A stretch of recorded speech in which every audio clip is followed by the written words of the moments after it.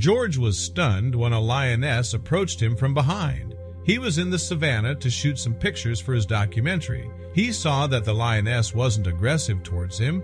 It looked like the lioness needed some help. He decided to follow her. Then he saw it. George couldn't believe his eyes when he saw the lion in the distance. It looked very weird. Its belly was completely swollen. George immediately called the local veterinarian, who didn't know what she encountered. She had never seen anything like this before. When she made an ultrasound, she immediately called the police. When the vet called the police, they told her that they would come her way immediately. This lion needed special help from more than just a vet. This lion needed surgery, as there was obviously something strange going on in its stomach. It might even be a life or death situation. When the police finally arrived, they helped the vet to sedate the now almost lifeless giant lion. But the police did not only help the vet, they also came to the ranger. "Sir, we need you to come with us. It is important." George was shell-shocked. What did he do wrong? George answered questions about himself and the lion. He has been keeping the animal safe as a ranger for multiple years. When he was done answering all the questions, he heard disbelief from the surgery room. "I can't believe this," said the vet. But what did the vet find inside the lion that he was so incredibly surprised by? But before we start, smash the like button and make sure to subscribe if you haven't, and hit that notification bell so that you won't miss any new stories. For almost a year now, George has been observing the lions in the area as a ranger. He is tasked to keep the animals safe from any harm. It has not been easy recently. Lots of poachers and other shady figures were spotted in the sanctuary. It has been a slow and difficult process for George and the other rangers to keep every animal safe due to the lack of manpower and the constant danger of the savanna.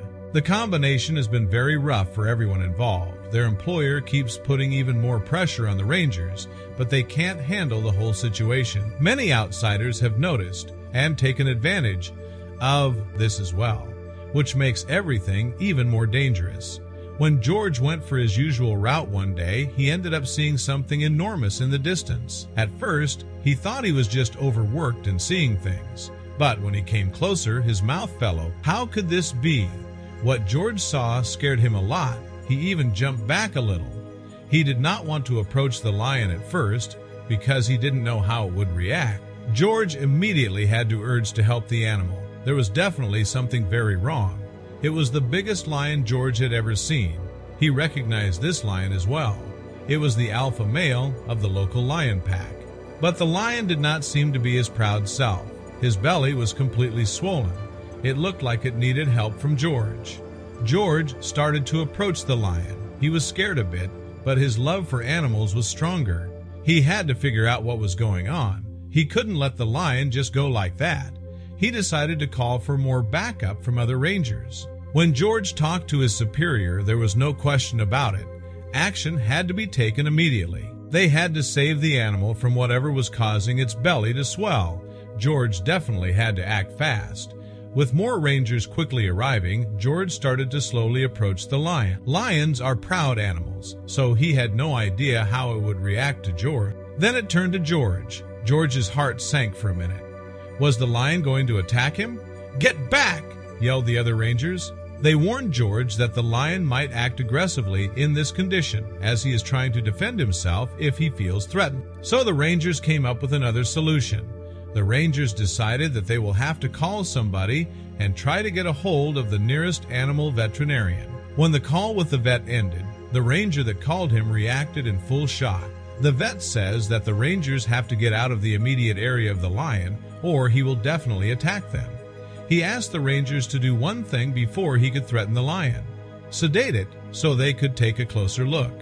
George made sure he and the rangers secured the area for the vet to safely get close. George took it upon himself to sedate the lion. He had found it, so he would make sure everything would go as smoothly as it can. Luck was on the side of the rangers. The lion was very quickly sedated and did not seem to fight it. Maybe the lion really wanted to be helped, as it did not show any signs of resistance or the will to attack the rangers. Now the rangers could clearly see where the bulge of the lion was located on the body. George called back the vet, who was still not there, to report their finding. The rangers are curious about what they had to do next, But then the vet's tone changes immediately after hearing where the bulge is. The bulge was located in a very specific place in the body at the start of the stomach, meaning that it is probably unable to enter the lion's body. But what could be inside this lion? The lion has obviously swallowed something it shouldn't have and probably required immediate surgery if it was to survive. There was no time to lose, but the rangers didn't know what to do. So they asked the vet what they should do. Is she here at a crucial time? Or should they bring the lion to her? They hoped it was the first option, but for the vet, to get to the ranger's location was a challenge in itself, because she did not know the exact location of the rangers and the workers. Next to that, it was also rush hour, so she would probably get stuck in traffic, but she had to get there as fast as possible to give the lion the best chance of survival. One of the rangers proposed to pick her up, but that would take too long. But there were still people in the rangers' headquarters who knew the ranger's location exactly and how to get to the location, so the vet decided to visit the headquarters. After explaining the situation, a manager was willing to help her, and they were going to use his all-terrain Jeep to traverse the savanna, which is never easy.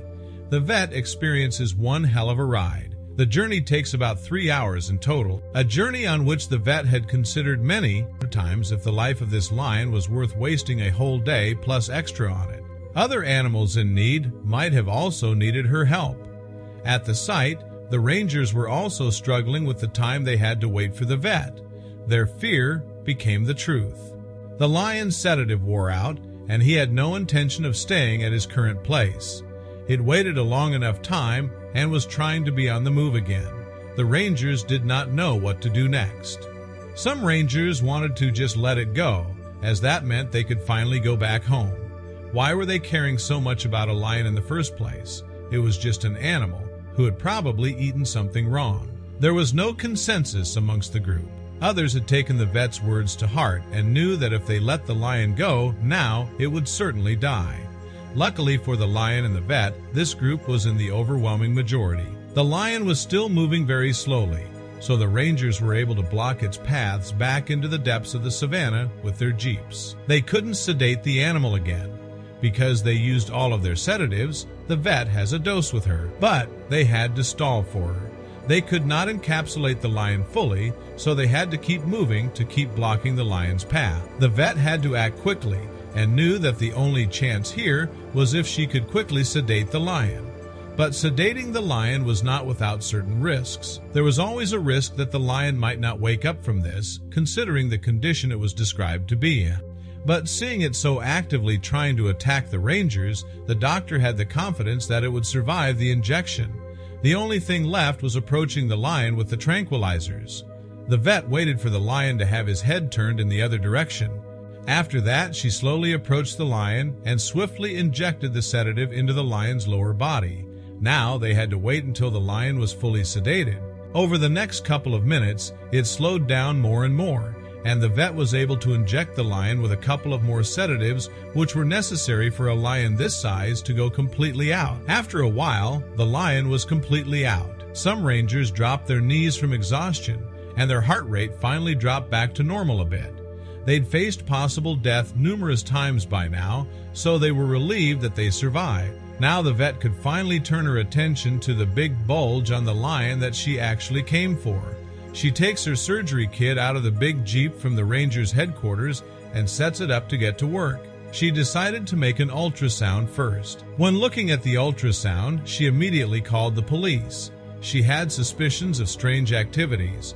The police were apparently already in the area to assist with the surgery. George had to answer a few questions first. Why him? The vet can quickly confirm her suspicions that the object is stuck at the entrance to the lion's stomach by feeling its body. The object stuck in its body was something that the lion had swallowed and could not be broken down by the digestive system. The vet could only do one thing. At this point, there is nothing else to do but to carefully cut open the lion and get the object out of it. But surgery always comes with a risk, especially if this surgery has to be done in the middle of the savanna. But there is no other option available. With the greatest precision and care, the vet cuts open the lion along with the bulge, and after getting through the skin, muscle, and esophagus, the source of the bulge is finally revealed to everybody. But it is not what they expected it to be. Out of the lion came a piece of meat that was not digested properly, which caused the swelling. Inside the meat was something rather suspicious that baffled the vet at first. This was the reason why George had to answer the police. There was something glowing inside of the meat. There was a small microchip embedded inside of the meat. George told the officers that he had a feeling what this could be. He started explaining his past encounter with some shady figures recently here in the area. George had recently caught some poachers, they had some devices with them, and he confiscated them. He quickly ran to his truck and gave the officers the device. One officer immediately recognized the device. They had caught someone else with almost the same one recently. This device could be used to track the microchip. This way, the poachers could easily locate the lion without the rangers knowing. This was an advanced tactic used recently. The meat they had used couldn't be digested by the lion, which is why it got stuck. With the chip removed, the vet quickly starts stitching up the lion again. While she does this, she also makes sure that there was nothing else wrong with the lion, but he seemed to be healthy. She predicts that he would be back in shape in no time. It takes about a few minutes for the lion to wake up. It is still dazed and confused at first, but after a while it starts walking away a lot faster than it was before the surgery. After the lion was gone again in the savanna, the vet had one thing left that she needed to do. She thanked the rangers for their incredible effort to keep the lion and themselves safe. After this, she went back to the city where she has more patients waiting for her. To make sure the lion was okay, the vet did one last thing. She made sure that George would keep her informed about the movements of the lion. George would keep an eye on the lion for her. The police made sure that the responsible poachers were caught. They actually managed to arrest the whole organization. The animals would be safe again.